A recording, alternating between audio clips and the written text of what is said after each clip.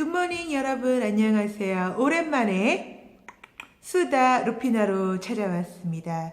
오늘의 주제는 바로 눈물 없이 들을 수 없는 바로 저의 연애, 결혼, 그리고 신혼생활에 대해서 한번 이야기를 해볼까 해요. 여러분들 모두 전부 티슈 한 장 준비하고 오세요. 많은 이들이 꿈꾸는 결혼 생활. 제가 간혹가다 스트리밍이나 아니면 이렇게 댓글로 이야기할 때 결혼은 현실이다. 언제나 제가 이야기를 많이 했었어요. 그래서 오늘은 많은 분들이 궁금해 하시는 저의 연애담. 네, 저희 레날드와 저의 연애 시절, 그리고 결혼, 그리고 작년까지 네, 힘들었던 신혼생활에 대해서 오늘 최초로 제가 이렇게 마음을 터놓고 이야기하도록 할게요. 네, 오늘 제가 이렇게 솔직하게 네, 제 힘들었던 시절을 이야기할 수 있는 것은 어차피 이 또한 지나간 일이었기 때문에 네, 지나간 역사이기 때문에 오늘 제가 마음을 열고 솔직하게 힘들었던 시절에 대해서 얘기할 수 있는 것 같아요. 우선 많은 분들이 궁금해 하시는 도대체 레날드 남편과는 어떻게 만났나요? 남편과의 연애 시절 이야기 좀 해주세요 라고 많은 분들이 궁금해 하셨어요. 제가 비디오 영상 내내 한 번도 저희 남편과 레날드와의 연애사 그리고 연애 시절 이야기를 한 번도 언급한 적이 없어요. 그 이유는 별게 없거든요. 네. 사실 많은 분들이 영화에서 나올 법한 그런 로맨스, 첫 만남, 그쵸? 하지만 저희 그런 게 없었기 때문에 그렇다고 억지로 지어낼 수 없지 않습니까? 그쵸? 저희 만남을 막 제가 지갑을 도난당했는데 뭐 이렇게 말할 수가 없어요. 왜냐하면 거짓은 더 나쁘니까. 네. 그래서 저희 남편을 만나기 전에 우선 저의 상황을 말씀을 드릴게요. 그 당시 제 나이 31살. 아시다시피 직장에서 잘렸죠. 네, 열심히 노래 불러가며 화장실에서 일 안 하고. 네, 그래서 직장에 잘리고, 네, 잘렸다는 표현이 맞을 것 같아요. 우선 당당하게 제가, 저 그냥 그만 일하겠어요. 라고 말은 했지만, 솔직히 잘린 거나 마찬가지이기 때문에, 회사명은 언급 안 할게요. 고소 들어올 수 있으니까, 네. 그래서 직장에 7월 달, 여름에, 아직도 기억나네. 여름에 잘리고 나서 9월까지 그냥, 정말 뭐라 그럴까요? 아무런 생각 없이 뭐 해야 되나? 또 내년에는 어떻게 살아야 되나?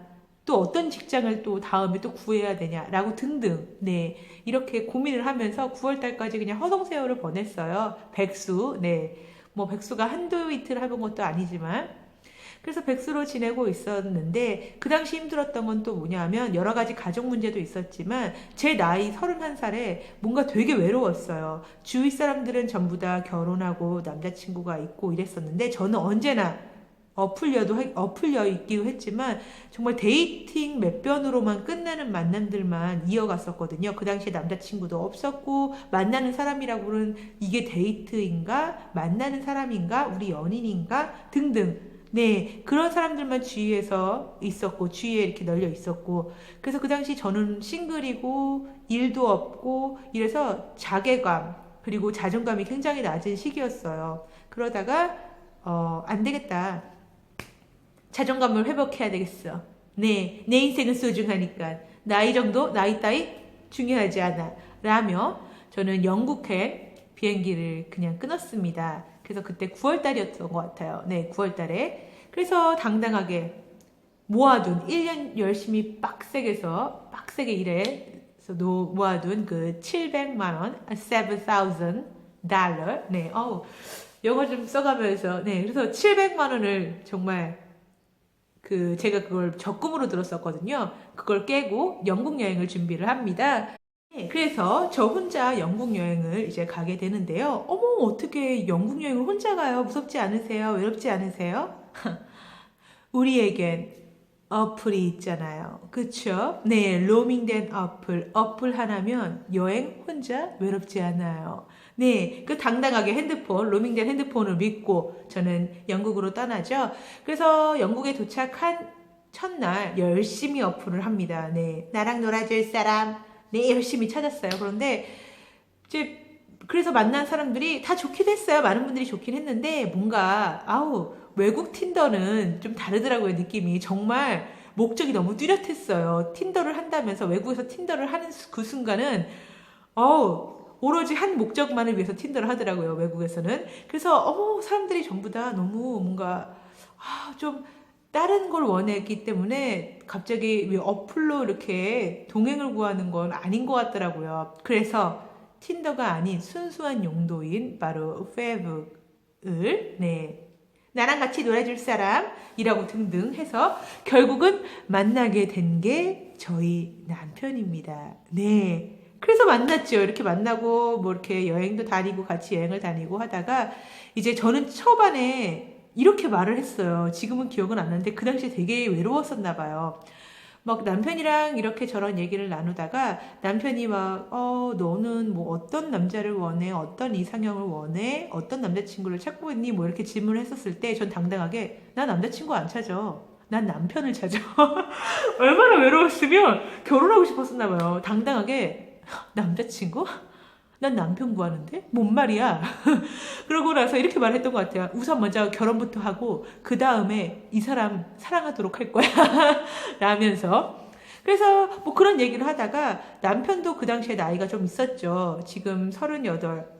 그리고 35살 때, 그쵸, 저보다 5살, 이제 36살 때, 남편도 뭔가 되게 진지한 이제 만남을 원했고, 저도 진지한 만남을 원했어요. 근데 그 당시 영국 여행 당시는, 이 남자가 내 남자가 될 거라고 생각은 안 했어요. 그래, 너는 진지한 여자를 찾구나? 그래, 너의 파트너를 알아서 찾으렴. 나도 내 파트너 알아서 한국에서 찾을게. 라고 저희 인연이 뭐 이렇게 결혼까지 이어질지 몰랐어요. 그리고 이제 막 서로 이제 좋은 감정보다는 그냥 참 좋은 사람이구나 라고 호감을 가질 때 저는 이제 한국으로 돌아오게 되고 이제 그분께서는 알아서 몰타 돌아가시고 알아서 갔겠죠. 비행기 타고 저만 중요했으니까. 그래서 이제 한국에 왔는데 그 다음부터 이제 왓츠앱으로 이제 계속 이렇게 연락을 주고 받았어요. 제가 최근에 댓글을 봤는데 이런 질문이 있었어요. 댓글에서 언니 남편 만날 당시 날씬하셨었나요? 라고 많은 분들이 참 그런 생각을 가지실 수 있는데 저도 이제 좀 비만이었을 때 이런 생각을 가졌어요. 나는 남자 못 만나. 나는 이 몸매 때문에 남자 못 만나. 그런데 한번 사진 보시죠.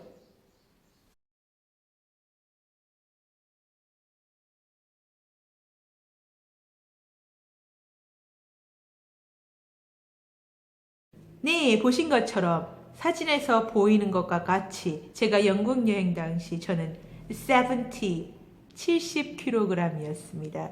그 육중한 몸매를 가지고 영국 런던 바닥을 헤치면서 다녔죠. 네, 그래서 저는 이 말을 꼭 하고 싶었어요. 자기 외형이 어떻든 나는 이렇게 뚱뚱해서 남자를 못 만날 것 같아. 내 외모는 이래서 남자를 못 만날 것 같아.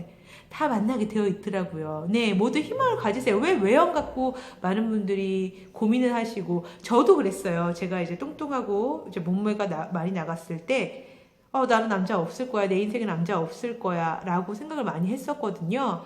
그리고 나서 몸무게를 뺐는데, 이건 웬걸. 그래도 남자가 없더라고요. 그래도 남자가 없어요. 그리고 나서 열심히 먹었고, 네, 직장 생활하면서 열심히 먹고 70kg까지 찌웠는데 지금의 남편을 만나게 될지 누가 알았겠습니까? 그쵸? 아무튼, 그래서 한국을 돌아와서 남편과 왓츠앱으로 이제 서로 연락을 주고받고 이렇게 연락을 하다가 남편이 진짜 제일 싫은 왓츠앱 사랑 고백. 네. 그 메신저로 나는 좋아하는 것 같아. 우리 진지하게 만나볼래? 왓츠앱으로. 네, 맞습니다. 왓츠앱으로 우리 진지하게 만나볼래? 뭐 이런 식으로. 근데 그 당시 저도 솔직히 말씀드리면 저는 결혼이 너무 하고 싶었어요. 제 가정을 꾸리고 싶었고 뭐 나이가 30 몇 살 이런 거 나이 때문에 제가 결혼을 하고 싶었다기보다 그 상황이 너무 힘들었었던 것 같아요. 그러니까 직업도 없었고 그 당시에 뭔가 나는 미래에 뭘 해야 될까? 한마디로 말하면 도피 결혼? 을 생각했었던 것 같아요. 그리고 그 당시에 제 옆에 있었던 남자가 바로 지금의 남편. 그래서 그리고 또 레날드가 굉장히 적극적으로 저한테 구애를 굉장히 많이 했어요. 정말 나 진지한 만남을 원한다. 그래서 그 당시에 딱 한마디 했죠. 네가 원하면 한국으로 와서 날 가져가. 날 데려가봐 한번. 날 꼬셔봐. 그래서 정말 레날드가 용감하면 70kg를 얻는다고 정말 용감하게 한국으로 비행기표 그냥 딸랑 하나 들고 찾아오게 됩니다. 저희 부모님께 인사를 드린다며. 그리고 나서 정말 별거 없이 인사드리고 부모님도 어머 이 정도의 용기면 그래 괜찮겠다 하면서 그러면 몰타에서 우선 몇 달간 살아봐라. 너희들도 저희가 원래 저희 부모님이 굉장히 이렇게 개방적이시지는 않는데 그 당시에 그래 너가 원하면 둘이 좀 같이 살다가 결혼 생각하렴 라고 동거를 이제 허락을 하셨던 거죠. 많은 분들이 외국인이라서 부모님이 반대 없었나요? 라고 생각하실 텐데, 저희 부모님은 제가 워낙 어렸을 때부터 좀 이상해서, 그러니까 이집트도 보내주셨겠죠? 뭐 그런 거에 대한, 외국인에 대한 뭐 거부감 이런 건 없었는데, 그래서 부모님께서는 언제나 그러셨던 것 같아요. 제대로 된 사람만 데려와라. 네. 그래서 결국은 제가 이제 몰타로 오게 되고, 2016년 1월 달에 몰타로 오게 되고, 그리고 나서, 동거 기간을 거친 후, 네, 그리고 7월 달에 저희가 결혼을 하게 됩니다. 네, 그래서 몰타에 들어왔을 때 저는 관광 무비자, 3개월 관광 무비자로 들어왔어요. 저는 이 남자와 함께 살 몰타가 어떤 곳인지 견학하는 기분으로 왔기 때문에 비자를 뭐 따로 받을 생각을 안 했었죠. 그 당시에는. 또 어떻게 될지 모르니까 사람 미래는요. 그렇죠? 그래서 이렇게 생활하다 보니까 이 남자라면 내가 가정을 꾸려도 정말 든든하겠다, 행복하겠다 라는 생각이 들기 시작했을 때 이미 관광 무비자, 3개월 무비자가 끝나갈 시점이었어요. 그래서 남편이 서둘러서 얘기를 하더라고요. 나는 솔직히 너가 한국 돌아가서 이렇게 비자 기다리는 거 좀 싫은데 도저히 떨어질 수 없는데 그냥 우리 혼인신고하자 라면서 네. 그래서 저희가 후다닥닥 이제 비자 변경을 요청하러 이제 여기에 있는 이민국에 찾아갔는데 그 당시에 너무너무 힘들었어요. 그래서 매일 싸우고 매일 울고 저는 그랬었던 것 같아요. 왜냐면 서류 준비도 되게 많이 힘들었지만 그 당시 재정적으로도 되게 많이 힘들었어요. 솔직히 저는 몰타 올 때도 제가 돈을 내진 않았어요. 제가 부담하지 않았고 전부 다 남편이 부담을 했는데 그러다 보니까 이제 여기에 와서도 제 신분은 관광 무비자이기 때문에 뭐 일을 할 수 있는 신분도 아니고 네 그쵸 관광객이니까 그래서 오로지 남편에게만 의지를 했었기 때문에 재정적으로 좀 많이 힘들었었고 그리고 여러 가지 서류 문제 등이며 여기에 한국대사관이 없기 때문에 이런 도움을 요청할 곳이 없었어요. 그래서 정말 이탈리아에 있는 한국대사관에게 문의하기도 하고 네 그리고 그 당시에는 몰타인과 그리고 한국인 커플이 거의 전무했었기 때문에 누구한테 이렇게 도움을 받을 그런 주위 사람들이 없었어요. 그래서 여러 가지 너무 힘든 문제로 매일 밤 울고 정말 너무 힘들었었던 것 같아요. 지금도 힘들지만, 네. 저는 힘들지만 정말 그 당시에는 네, 그래서 결국은 어떻게 해서 드디어 결혼 날짜를 잡게 되죠. 그게 7월 16일. 남편은 기억 못할 거예요. 남편 아마 기억 못할 거예요. 우리 결혼 기념일이 언제인지. 저는 기억합니다. 7월 16일 드디어 날짜를 잡고 시청 결혼식을 하게 돼요. 많은 분들이 결혼식을 하면 일생일대의 그쵸 결혼식이기 때문에 화려한 결혼식, 성대한 결혼식 많이 꿈꾸실 거예요. 그쵸? 근데 저는 제 개인적으로 결혼식이라는 단어는 왠지 부모님에게 빚진다? 라는 느낌이 좀 아직까지 많이 남아 있었어요. 그래서 제가 결혼식을 할 때에는 적어도 부모님한테 손을 벌리지 말자. 정말 결혼식을 아예 못하고 그냥 혼인신고만 하더라도 절대 부모님한테 뭐 챙가에서 이만큼 뭐 시댁에서 이만큼, 남자 쪽에서 몇 퍼센트 부담 이게 너무 싫었어요. 왜 부모님들이 돈을 내야 될까? 그리고 저희는 딸 3명이에요. 저 말고도 이미 2명이 더 있기 때문에 언니 동생 보고 있나? 네, 돈을 많이 쓰실 것 같은 거예요. 그래서 남편한테 제가 먼저 말을 했죠. 나는 내가 결혼식에서 막 이렇게 하얀 드레스를 입고 관객들이 아니죠. 하객들 뭐 모여서 이렇게 크게 성대하게 하는 것보다 정말 간소하게 친지 식구들 몇 분과 친구들 불러서 우리 그냥 간단하게 하자. 그래야지 부모님한테 손도 안 벌리고 저는 그냥 그렇게 생각했었어요. 중요한 거는 남편과 레날드와 저만 정말 열심히 잘 살겠다. 그 사인만 하면 되는 거 아닙니까? 그렇죠? 열심히 잘 살게 하면 되는 거 아니에요. 그렇죠? 그래서 결국은 그냥 시청 결혼식으로 하자. 저는 지금도 되게 행복해요. 굳이 웨딩드레스를 입지 않았어도, 네, 이렌지 웨딩드레스. 그거 입기 한 달, 두 달 전부터 다이어트 해야 되잖아요. 그쵸? 저는 당당하게, no. 다이어트? no. 네, 그래서 결국은 시청 결혼식으로 7월 16일 날 저희가 결혼을 하게 되죠. 그리고 나서부터 저희는 불행 끝 행복 시작은 무슨, 네, 더 싸웁니다. 더 싸우게 되죠.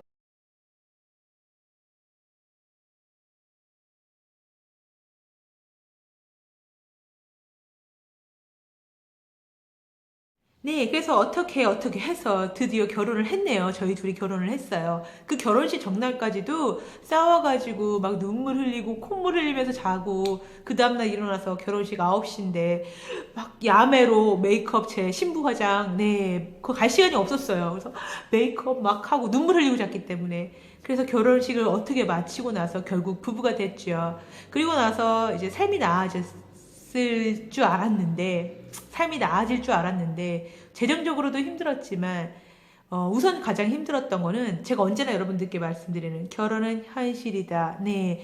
힘들었던 거는 그거였어요. 뭐, 이 먼 땅에 와서 제가 힘들 때 주위에 친구들도 없고, 이렇게 남편 욕할 부모님이나 가족들도 없고, 그것도 가장 힘들었지만, 제가 믿고 살아가야 될 남편이 워낙 두 사람이 다른 삶을 20 몇 년이 아니었죠. 죄송해요. 30 몇 년간 살다가 같이 살려니까 조그만 것 하나에도 서운하고, 조그만 것 하나에도 트러블이 생기고, 네, 두 사람 성격이 너무 다르다 보니까 계속 말로써 푸는데도 이제 한계가 오고, 예를 들면, 뭐, 별거 아닌 그런 연편의 말에 상처 심하게 받고, 그래서 결국은 되게 많이 싸웠었던 것 같아요. 이제 결혼식 준비를 하면서 제가 한 번도 남편의 직업에 대해서 얘기를 한 적이 없었어요. 얘기를 하고 싶지도 않았고, 또, 왜냐하면 이런 거는 남편이 좀 얘기하는 걸 싫어해요. 그래서 자기 일을 하시는 분인데요, 남편은요.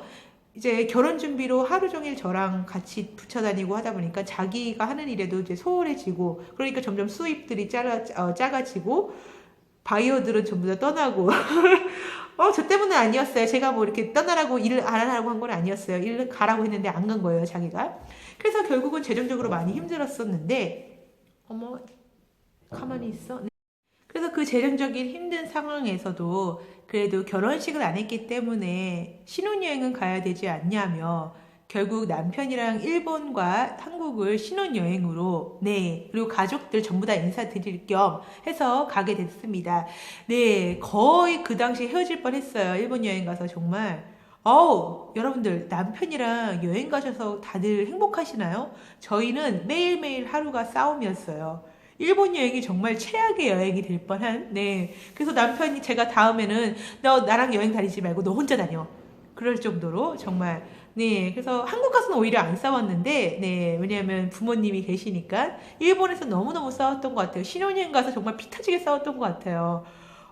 네. 그래서 결국 신혼여행 갔다 오고, 그리고 나서 운이 좋게, 네, 남편이 하는 일도 다 잘 풀리고, 슬슬 잘 풀리기 시작하고, 그리고 이제 그 저희 렌트한 집이 문제가 좀 많았어요. 네. 그래서 결국은 저희가 이 집으로, 네, 그냥 들어오자. 이 집 우리가 방치하는 집 그냥 쓰자라고 해서 결국은 이 집에 이사 오고 나서 점점 나아지고 있는 상태예요. 그런데 제가 100% 나아졌다고는 제가 뭐 이렇게 자랑하거나 그러는 건 아니에요. 지금도 저희 부부는 매일 어떤 문제로 싸우고 또 어떤 문제들로 힘들어하고 저희도 보통 부부들, 신혼부부들과 마찬가지로 여러 가지 문제를 안고 있는데요. 그래서 오늘 이렇게 이야기를 나누고 싶었던 이유는 가끔 유튜브 채널을 보면 이 사람은 정말 걱정 없이 행복하게 살겠구나. 부럽다라고 생각하는 저도 다른 유튜버들을 보면서 그런 생각을 했었거든요.